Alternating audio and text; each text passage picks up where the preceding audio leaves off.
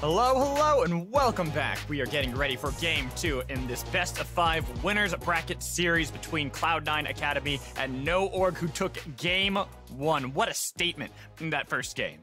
They really did have a tremendous showing there. The solo lanes, I think, were the highlight there, and it started from the very beginning. We heard it from the desk. We showed it ourselves, the importance of drafting with the early game in mind, but they didn't think about just giving free lanes away. You had a Seraphine that you could pretty much lane anything into it, and then the Ornn as well that got answered by the Sylas. So it really enabled Fire and Viper, and they have shown that, hey, we can play these champions, but it should have been a lesson that Cloud9 should have been aware of. There were 74 games played from NoOrg with tremendously varied champion pools beforehand. So the fact that they got such a great opening should now be a sign for Cloud9 that they cannot be drafting in a way that allows the solo lanes to get such positive matchups that then translate to really great team fights and side lane pressure afterwards. So we're going to jump to Champ Select now on a blue side and see if there's any adaptations, because NoOrg doesn't really have to make any, but Cloud9 certainly does. And the one thing for me is the Sylas pick. Last time, Cloud9, it felt like they just gave Viper a beautiful composition to play Sylas into, right? Every single member on the Cloud9 Academy roster had a crucial ult to steal away, and Viper's like, cool, I like this. This is great. So I want to see what they're going to be able to do, as they have opted back onto blue side. In fact, it's interesting to see that they're back on blue side, NoOrg back on red side, since NoOrg hadn't played a red side game since March 3rd. It's been that long since any team has let them have that side.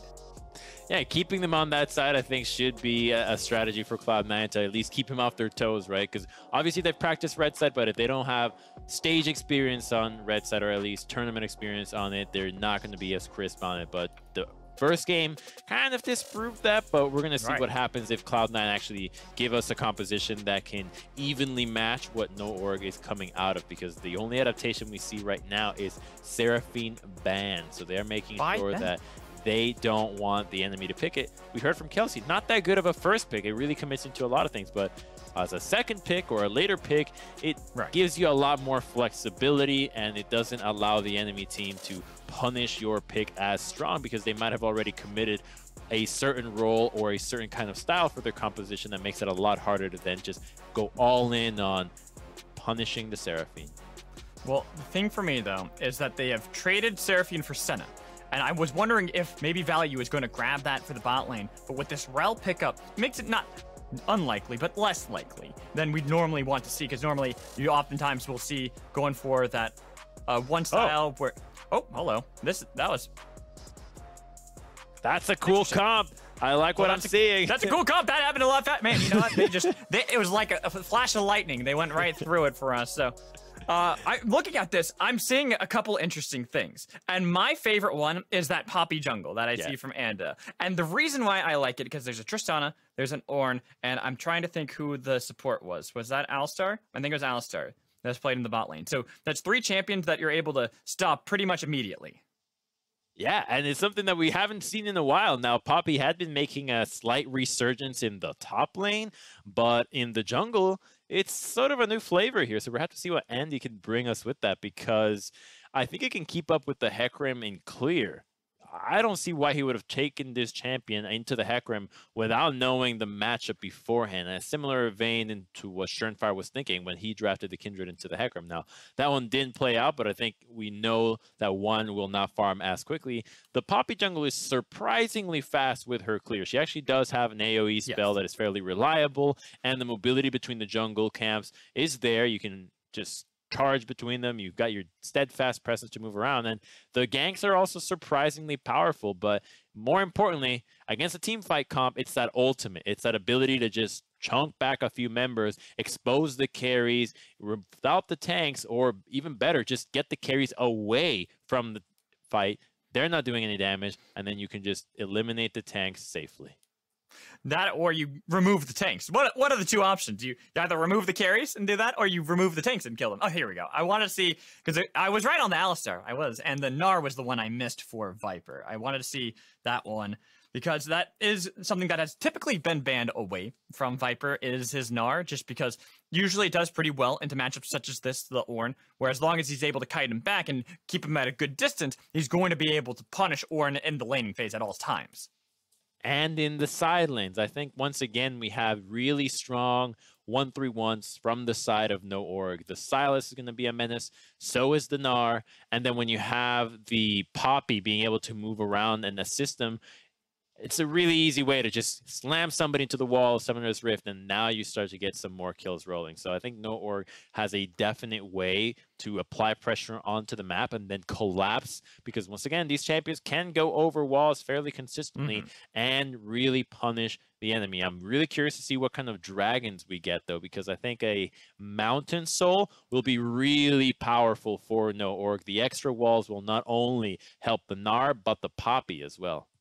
Well, last draft, we kind of criticized Cloud9 Academy's draft just because if it got jumped on, it's hard for them to do much. And we really wanted, you and I were talking about Tahm Kench, that we would have loved to have replaced this Gragas pick that they had last time, something that can really help keep Jinx alive. Well, this time, they have Alistar, which can peel for them, but Tristana's innate ability to be able to peel for herself is going to be a great tool that they can use, since in essence of what we see from the org, it's essentially the same thing, isn't it? With the split push option, but it is more about that dive.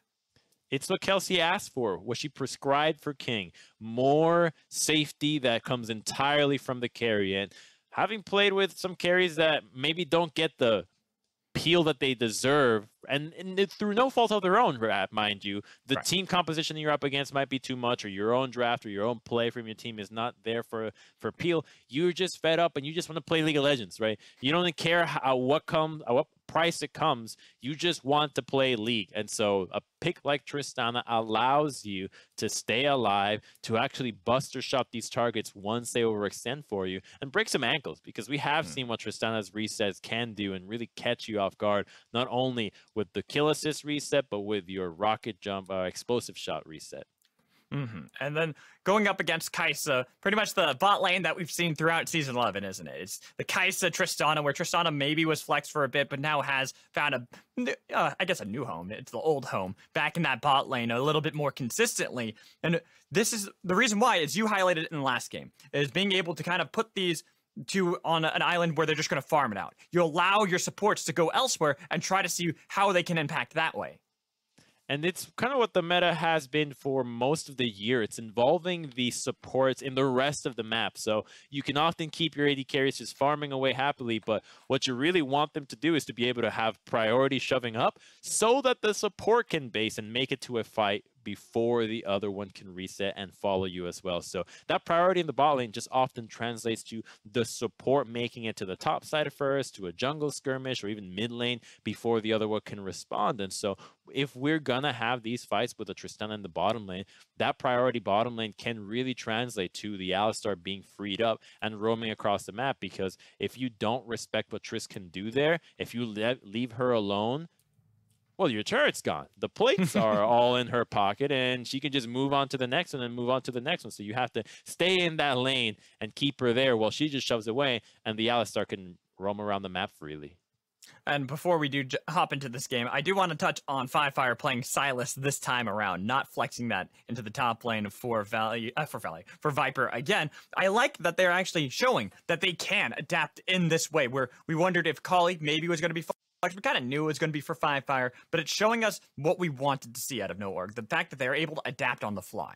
And it's showing a lot too, that the adaptability goes between laners, that they can have a shared champion pool. It's making them much more deadly, and it's an evolution of the team that continues to get stronger with each game. And here against Cloud9, if they can pull this one off as well, I mean, this team is just on another level at this point, being able to flex these picks. And mind you, last time Viper had a pretty easy time with what ultimates to pick. They were really good, but it's not like this time they're any worse. You still have the Ornn ultimate. You've got a Hecarim ultimate, which is phenomenal for you. Victor's is great. And now Alistar's, which is one of the absolute best. If you were to pick your 5 top ultimates for Sylas, I think Alistar's would be one of them. Exactly. That's the one I was hoping that you'd mention last, because I think that's the one he wants to get every time. Sees Alistar like, yoink, all right, now I can dive with impunity. I can constantly go and try to see if I can contend against King, contend against Copy, where they're not going to be able to really touch me with how much I can survive. Right now, as we load up into game 2 here in the winner's bracket, there was a bit of an invade by NoOrg trying to see what they can gather for themselves. Just a little bit of information with 2 wards placed down, one outside of the chickens and one outside of the red buff. Cloud9 is coming out with a sweeper here for Isle. So they see the first one, and they're moving about, trying to spot out the second. Will they actually make it in time? Oh, just barely sees it. If Tristana hits it. Okay, but Surenfire has already been spotted here, so they know that he's starting in the bot side of the jungle. There's only a little bit of experience going to the bot lane's way, but they got the information that they wanted, which was where Surenfire was pathing from and to. So it's going to be from bot to top for both junglers once again. Because now that we're having everyone pretty much go to their respective lanes, try to see what kind of pathing we'll have. We'll keep our eyes on Anda's pathing here on this Poppy. I actually expect to see Anda try to fight against Surenfire, because you mentioned that Poppy is deceptively fast at her clear. You would think she wouldn't be, but that Q, that AoE damage it provides, makes her a lot quicker at being able to clear through these jungles at the same rate that a Hecarim does. Yeah, the Q, and then the fact that it's a slam that stuns the targets and keeps you healthy, as well as the shield. So the more you think about Poppy, the more she kind of makes sense as a jungler. It's just a matter of how we're used to seeing this pick throughout the time that she has been viable. And here he goes, though. Look at this pathing. He is going through something unorthodox. What is he going for? Is it a gank onto the mid lane? It looks like it. Look at this. And look how far up Copy has. Flash, stun into the wall. Always a good combination. There's the flash, but it was only a dash back towards the turret to help out Copy. That did not cost a single flash. That's an easy return there. It is. Fire can just flash, hits the on abduct, and then you get yourself another kill. So a repeat from NoOrg is in order for the mid lane. It's a good ward there from Copy, preventing Poppy from taking that ramp and going back to the mid lane. And it didn't really cost and a whole lot, as now even Viper can spot out where Surenfire is. Yeah. I was waiting for that. He put the ward down, and I think that Surenfire was like hoping not to be able to smite that, to be able to use it on Skullcrab, but unfortunately now, that's going to give Anda a lot more priority to be able to take this Rift Herald with the help of Fire. You can already see he's starting to rotate over to be able to make sure this goes NoOrg's way. It's exactly that. It's that he had to use the smite, and now, even if they contest it, they're not really in a great position. They're going to try to go for Copy, though. He's the one who doesn't have flash, so if they can position for him, they can both flash over the wall and slam him here, but doesn't look like they're going for it either. Look, exactly as you said, Crumb's first blood for Fire. They have the gravity field getting a lot of damage on top of Anda, but he's finally taken down by Surenfire. Fire taking a lot of damage from the red buff coming in from this Hecarim, charging him down. Viper trying to hop away with the help of the Skullcrab. Barely going to be able to escape, but it's a 2-for-1 trade favoring Cloud9. They see the play, but Cloud9 also suspected that that was going to happen. So Surenfire and Darshan immediately respond. The Victor Gravity Field does a great job in buying enough time for the tanks to get there. And so I think Cloud9 walks away very happy with that one, because now you traded both flashes, and the punish that would have come to Copy is traded for quite juicily, as you also get the double scuttles for it. So the jungle wins out hugely from that. As Fire was getting a lot of damage on top of Copy with the help of that Conqueror to stay healthy. But unfortunately, it just isn't going to be enough to be able to help out and to try to contest that Skullcrab. It's a double scuttle for Surenfire, making sure that now Fire has to play passively underneath this turret, knowing that he can't step too far forward. I like that Surenfire moves in there to the mid lane to help out Copy shove out that wave. Fire was about to go for his second trade of rotation. Rel is here, and so is Silas. So nice body block. They're going to be able to get the knockup, but the dash in coming in from Anda. They've taken down Surenfire with the help of Fire. Flash coming in from King. Trying to see if they can get the reciprocal kill on top of Fire with the rocket jump. Goomba stop to be able to get the double up on top of that. Big trying to flash away, barely getting himself out of the fight, as Anda still in the thick of it all. Does not get the return kill onto King. The hop, skip, jump coming in from Viper. One more tick. Finally will get the kill, but it's returned back on top of Isles. Oh, that fight was so scrappy there, and you'd wish that King didn't rocket jump so far away, because otherwise Copy would have stayed alive in that. It all starts because Fire has that pressure into the mid lane. shoved out the Victor. It seemed like Cloud9 was retreating, and so No Org felt like, great, this is the time that we can go into the jungle. We can contest this since Cloud9 won't be as quick to the jump here. But Tristana was there. She started roaming at the same time. Kai'Sa remained into the bottom lane this whole time, so it was a numbers advantage for the side of Cloud9. So we're going to see how it all played out, because it starts as a 2v3, right? They get the slam. They practically delete Surenfire right away there. But look at what happened. King is here. Kai'Sa had base. She's not even close to this fight, and while Viper got to teleport here, you're dealing with the double buffs, you're dealing with 2 carries with heal, and this is the one moment where I think this was a little bit too far away. You'd wish King stayed a little bit closer. That one auto attack from the control ward, 1 or 2, would have kept his Victor alive, and the double buffs would not have gone over to the Owls, but stayed with a carry. But at that same time, you have a 1,000 gold lead carved out by Cloud9 in that messy fight that works their way, as you had said, because King was able to show up. Even if he wasn't able to help keep Compy alive, I think it's still worthwhile, right? You got a Tristana 1-0-2 at the moment. Values are spent in trying to farm up, but even with that, doesn't even have a massive lead over King to make it worth anything. Absolutely, it is worthwhile, and now we've got No Org with a Sylas ultimate, though. This could be a fight. They found Big trying to be able to get away with the Ferromancer. He just can't, and an onslaught of shadows with the Chaos Storm, trying to burn them down. Fire doing his damnedest to be able to get a reciprocal kill on top of Files, and he dies too. It's a double kill for Surenfire, only Value surviving. Cloud9 pulls the trigger so much faster than No Org, and because of that, they win the fight so decisively. They see Big by himself, immediately go after him, and it doesn't matter that they're so clumped up, because by the time that Fire is there to use his ultimate on multiple members, they already are outnumbered. So here comes the Victor, pops his everything, but they all can jump up, and only now does Fire steal the ultimate and can engage, but he's already at a 2v4. Yeah, you get the Alistar, but the Kai'Sa doesn't have enough damage right now to actually burst somebody down through multiple procs of the plasma. She needs a lot more time than that, and so as a result, Cloud9 gets to extend that 1,000 gold lead with a play to 2. And the ultimate buff transfer was completed. Isles didn't have the double buffs because he died, gave him over, and then they got the kill back for Surenfire.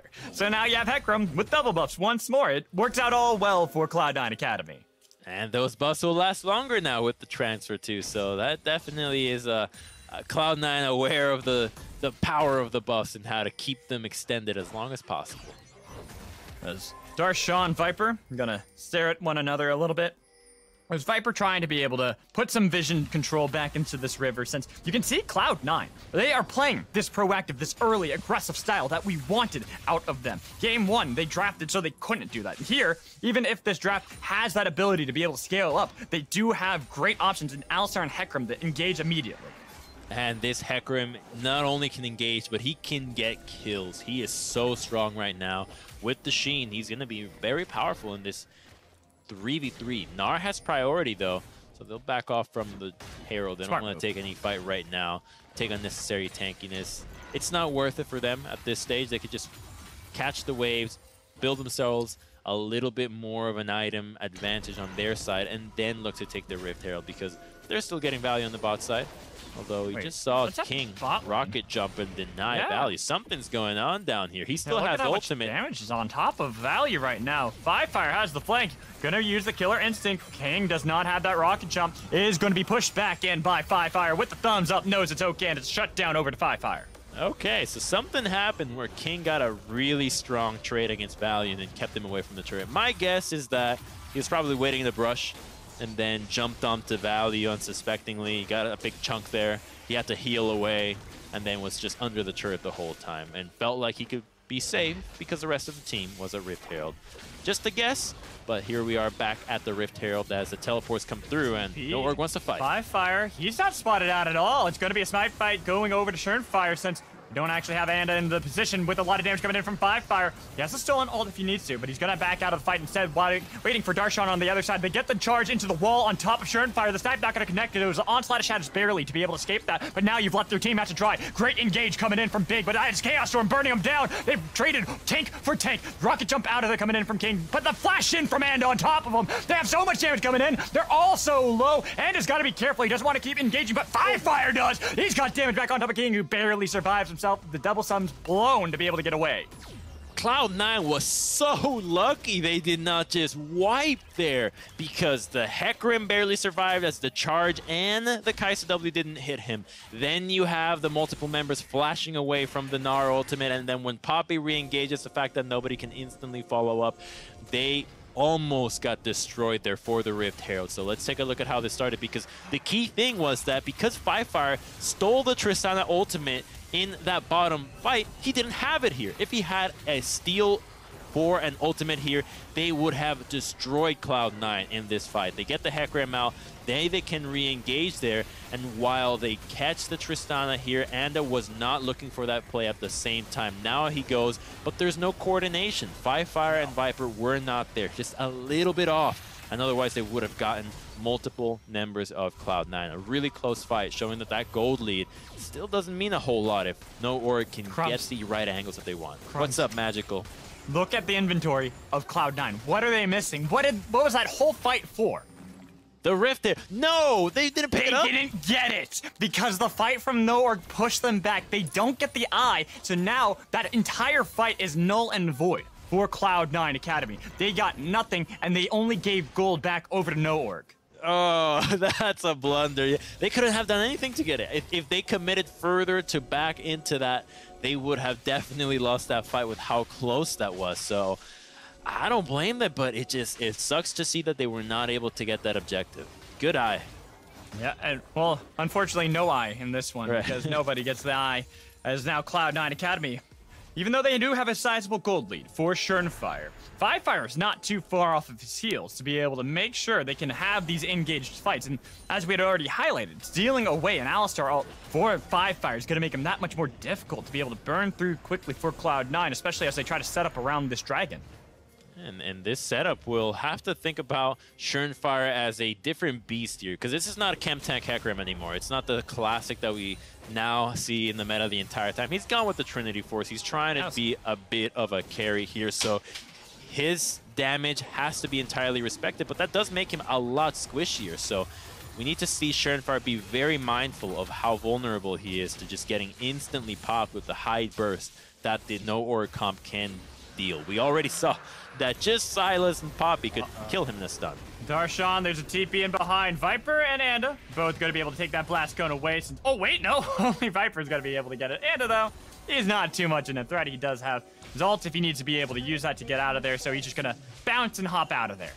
They get a nice teleport. It probably won't amount to much, except that it buys some time for Fire without having his minion wave crash, but it's a look, just one that is unlikely to really work out. You're dealing with a tank that is so heavily itemized in armor with double physical damage threat. So until you bring out Fire to the mix to try to kill the Ornn, you're not going to be able to take him out from full health.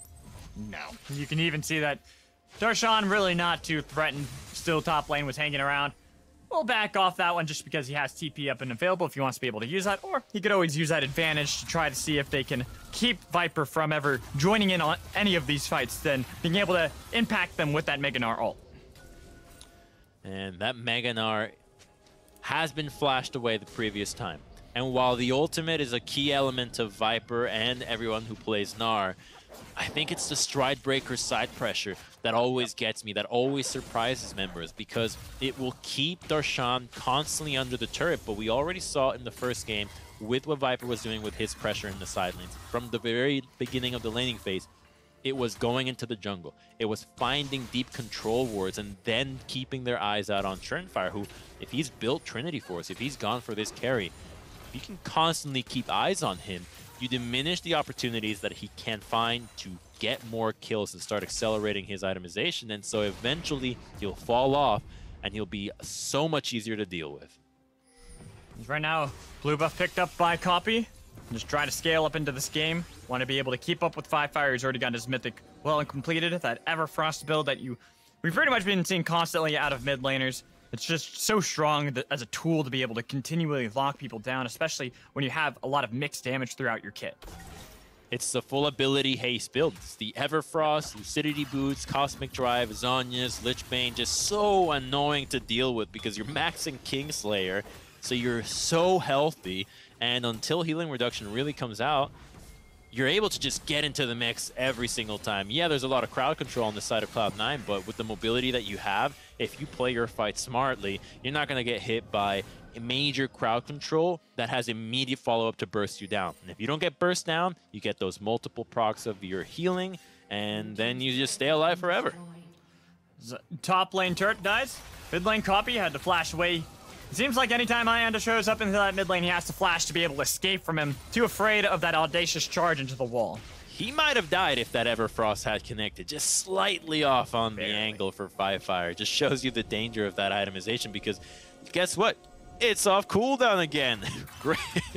great item, really. It's very strong. It's like Stridebreaker too. What is it, like a 10-second cooldown? But right now we will focus on that in a minute. With the stolen Alistar ult, he's still alive. Firefire bounced away. He's feared, trying to be able to survive from the Chaos Storm. He does. The flash coming in, trying to see if they can get on top of Surenfire. So much damage to make sure it's a shutdown for value. 5 people immediately respond to that play for Cloud9. They are so on the mark. They know that Copy does not have flash, so immediately he's got a target on his back, and so they have everybody respond to it. They are going to lose a turret for it because Tristana just does things to towers and nobody else can. But the fact that they get these kills and send the message in that they are so much faster than Cloud9 is to respond to these plays and work as a team is really going a long ways here because you already have 3 people here. Yep, it's fine, but you've got a Kai'Sa that can join with ultimate already there, and then the Nara teleporting that was necessary to take down Surenfire. So it's a good TP that gets a shutdown going over to the Kai'Sa, who has seen some action and now has a gold spree to show it. As well, how much was used trying to kill Firefire in that fight, and yet they still weren't able to get that kill. They had to bail out of the fight and still lost. So much is being burned by Cloud9 Academy. They had this massive lead that has now been completely forfeited and giving No Org their first lead of this game. And normally, wait, they're going on to him again. Can get out. Looks like he might be able to get away. Look at Anda on the other side. Nice position. We're going to be able to get the dash over the wall. Where's the Keeper's Verdict to be able to knock back only Surenfire? So much damage on top of Anda, trying to be able to get away from that one. The rocket jump, make sure he cannot get out of there with Big barely in tow of Firefire. Had the root with the help of Everfrost. Laser pointer does not connect. So close there. You could tell that King was really thinking about flashing in there. Maybe getting an ultimate onto Big, but didn't want to risk the chance that he gets locked down under the turret and just burst by the Sylas. And in that earlier fight, I wonder how is it that the Sylas could survive the Victor, Hecarim, and the Alistar on him at the same time? So his Quick Fingers stealing the Alistar ultimate as he got comboed, so he was able to survive through all of that and live to tell the tale. It just shows you that when you try to gank this Sylas, if you can really think your way out of what ultimates are immediately given to you without having stolen them previously, you can really surprise your opponents, because I guarantee you Cloud9 was not expecting that he'd be able to get that so quickly.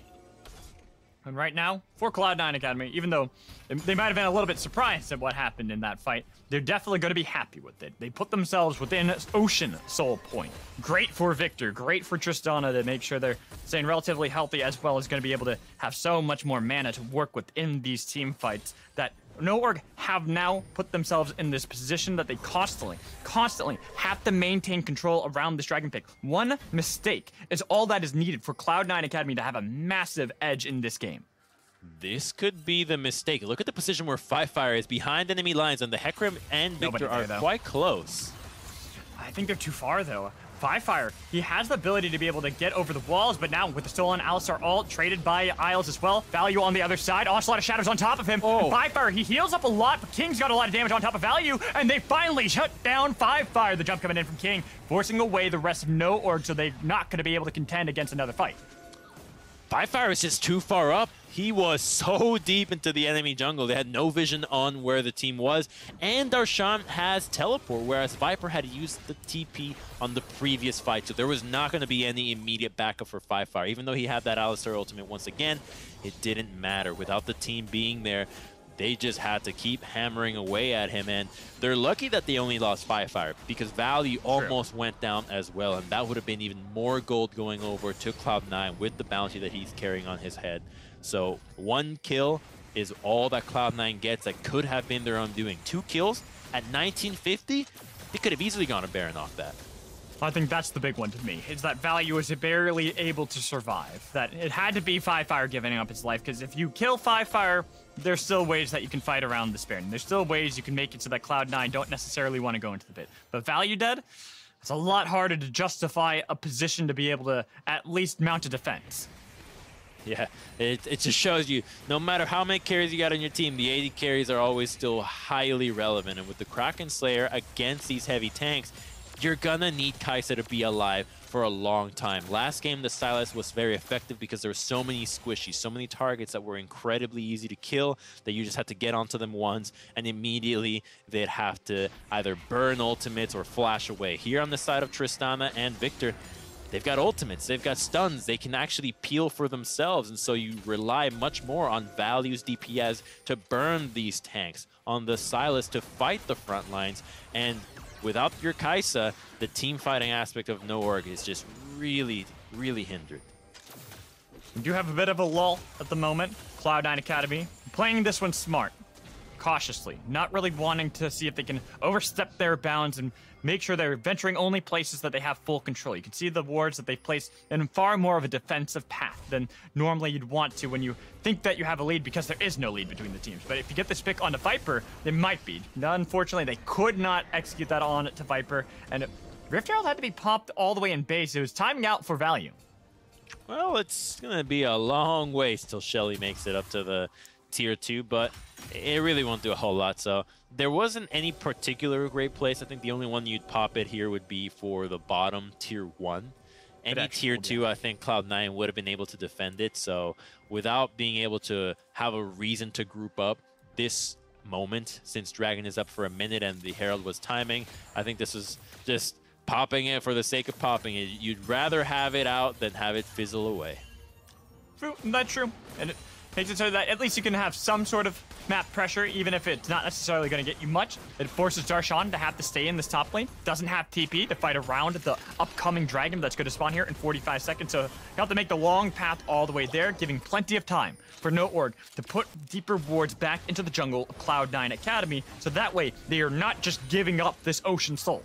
He doesn't want a TP down here. He wants to be a part of this fight quickly. They need to dispatch of Cloud9 the second they see them. They don't want them to get an opportunity to get the position that they want. Oh, that is a lot of damage on top of Copy. And the stolen ult gets them to go golden. But you can see that Surenfire is keeping Copy alive underneath the turtle. A lot of damage on top of value. Popping the Ghost. Does he want to dash in there? Onslaught of Shadows is available, but they don't actually pull the trigger just yet, even though Darshan and Isles both in the area. The Turbo Chem thing. Here's the engage. They got the damage on top of value. Not going to be able to get the knock, but it doesn't matter. The Flash is going to be able to pick up the kill. Double up coming in for the side of Darshan and Firefire. Even Viper. They have to watch in horror as they lose the soul. Huge fight for Cloud9, and it all started from that trade between Firefire and Copy in the bot lane. Firefire was winning it, but the teams were collapsing, and that changed the terrain of where the battle would be fought. So much was then burnt to try to finish Copy off. They extend themselves with abilities that were not off cooldown by the time that Cloud9 was able to respond, and more importantly, Value took so much damage by ulting in and getting outplayed by the stopwatch from Copy. That was a huge move to make sure that Kai'Sa just overextended for nothing, and now it's going to cost a Baron. Unless he steals with an Everfrost or a Dash Q, it's going to be smited away by Darshan. No chance. Cloud9 is back in control in this game. They got everything off of that play, didn't they? They got themselves the Dragon Soul, they got themselves the Baron, but King might have got himself caught out, flashing away from both Big and Value with the help of Isles nearby. Fire trying to make sure that they can help out. The chains do not connect. TP coming in. Onslaught of Shadows was stolen away, but Big does not have the damage with value. Not there to be able to protect him. They've lost him with Fire, getting the chains back on top, and he dies to King. 2 more kills into the pocket of Cloud9 Academy. On Onslaught of Shadows, not looking for the dash just yet, but they've got the pick they need to on the value. They need to make sure they can at least get the stun coming in for Miles. There it is. He's dead dirt. They thought they could catch Cloud9 members overextended after their Herald since they had a teleport, but Cloud9 had not fully based. They were still there. They were ready to respond and keep King alive. It was a good heads-up play from the Alistar and the Hecarim to make sure that if they base, they all base together. And so what No Org thought was an opportunity was really just still multiple members of Cloud9 grouped up. King lives, and they burned flashes of the carries again. So now Value is really going to be in trouble in these next fights. His ultimate positioning has to be perfect, but the gold lead has just grown astronomically from the last minute. Cloud9 is going to be now 6,000 gold up.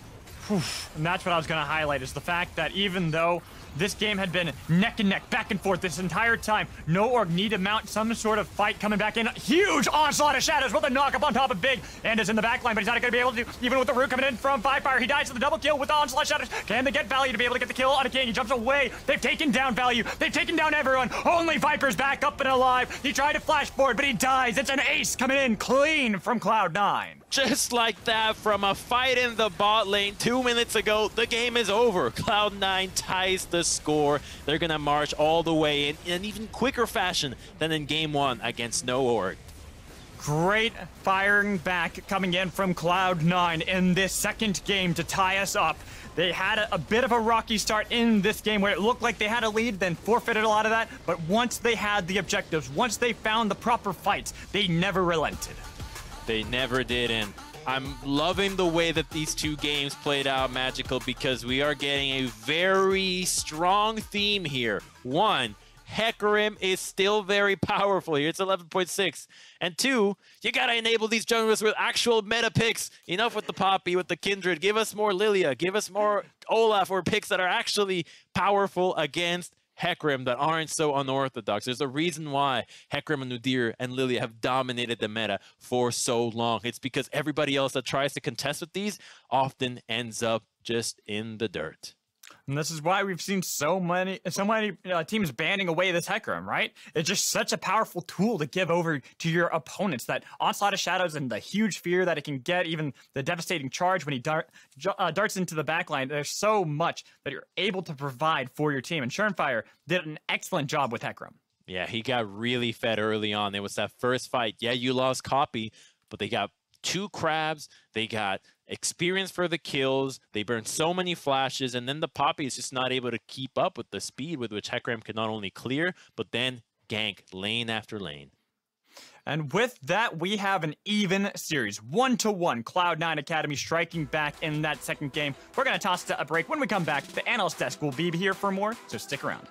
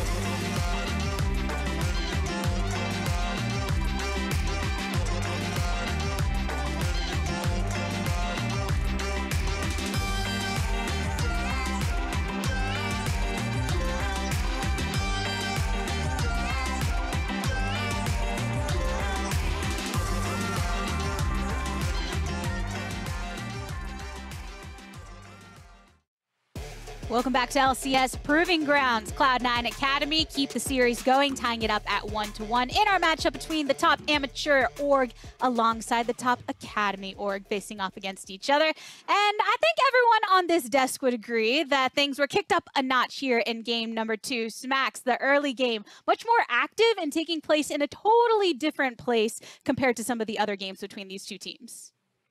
Yeah, I think these teams came into this game just as excited as we were to watch it right now, because they did not take a break even a little bit at this beginning of this game. You can see that NoOrg are really trying to get things started onto copy, but in this skirmish around here, Cloud9 actually come out ahead, and a lot of that is because NoOrg have drafted themselves a composition that peaks a little bit later once those ultimates arrive for especially the mid and jungle. We can see that they've pulled out the sort of pocket pick jungle Poppy here for Anda, and then the Sylas has been moved down to the mid lane as well for NoOrg, and they didn't really give Viper too big a chance to participate in all of these kills. We can see him right here, but later on as well, you can see that a lot of these fights just are not around where Viper is. He had to teleport to this fight, and the next one we're about to see takes place in the bottom lane. He has no way to participate in this one at all. So for NoOrg, it really did feel like they were a little bit in unknown territory. They didn't have their signature top laner around these fights, and it did end up falling apart for them a little bit. Indeed, I think one of the big things that comes out for me is just, if we're looking at how the members got accelerated in those early fights, we've got the early upgrades for Victor. We've got Tristana getting 2 kills very early on that just keeps permanent control over the bot side river, so C9 can basically pick the fights wherever they want. They're able to completely deny NoOrg set up on those Drakes that I had talked about being slightly contentious between these two teams, and just ended up taking over the game like that. Is, even though it wasn't the cleanest thing to watch, it was a really fun time, and C9 just kept coming up a little bit further ahead every time. Yeah, speaking of that a bit more, going further into the game, past 17 minutes when we really saw Cloud9 making those cross-map plays. Kelsey, what did you think of the fact that they were not only fighting, but had their teammates setting it up? So NoOrg, as always, put up a lot of resources into controlling that top side, and Viper managed to get ahead, but between 16 and 18 minutes, Darshan actually had a pretty nice freeze going on tier 2. He was just catching up on the gold, and then meanwhile, C9, when Viper was showing top to break that freeze, just end up forcing this fight around the bottom side, as we were talking about before, and managed to keep accelerating their league, while Darshan, you know, he's just hitting his forge, and he's getting some creeps and building some items, eventually getting to the point where C9 are really decked out.